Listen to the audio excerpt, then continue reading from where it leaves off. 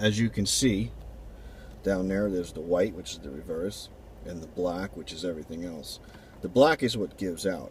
There's a bushing in the middle, and if you can see here where that empty hole is, there's a bushing that fits into there. Well, that wears away, it pops off, and everything falls out. That's usually the culprit. Once you start to hear that clicking, it's time to replace it.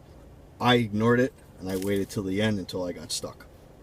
Anyway, it's really easy to do, and the part's about 40 bucks at your local GM dealer, if you can find it. If not, you'll have to order it. I was lucky, I found one fairly locally. I didn't have to travel too far for it. But this is what you have to do to replace it. As you can see, everything here is already taken apart. But you take the shifter boot here, you pry that up from the bezel. So once that's up, push it up on over, remove the plastic piece that's around here, and disconnect all your electrical, and then you can see your nice shifter knob, your nice shifter stick here, everything here. Make sure check everything's in order. This one looks like the cable's already been replaced. This truck has almost 100,000 miles on it, and this cable looked fairly new, so I'm not going to bother replacing that. But this here is the piece that needed to get replaced. Now there's one or two ways you can do it. If you can find the part number, if you can find just this piece, my local dealer had the whole cable assembly. I was able to locate just this piece at a dealer a little further away. That part number is GM1521-2802. Again, it's 1521-2802.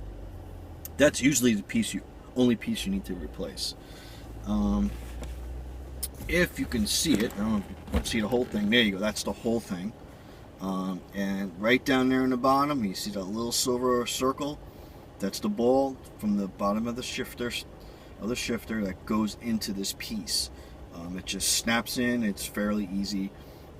Basically, all it is, it's a piece of plastic, a rubber bushing, another piece of plastic, and a key underneath that holds it.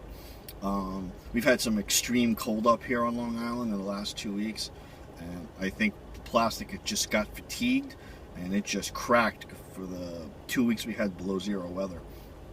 And it just, bottom falls out and everything else follows. So you got to be really careful once you hear that pop that it's time to replace it. So anyway, to get it done, make sure that after everything's off, car's in neutral, the very center of your old one's going to pop up on this.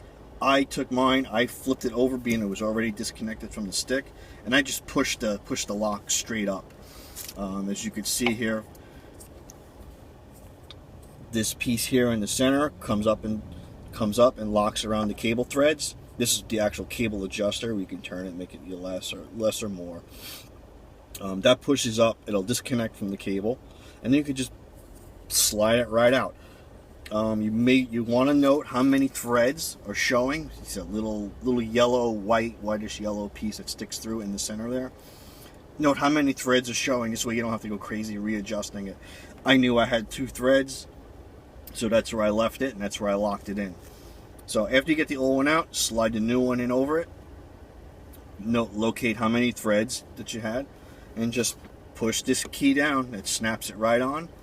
Then snap the ball of the shifter into the center of it, and you're good to go.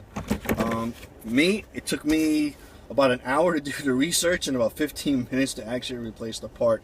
So it's not that bad. Good luck, guys.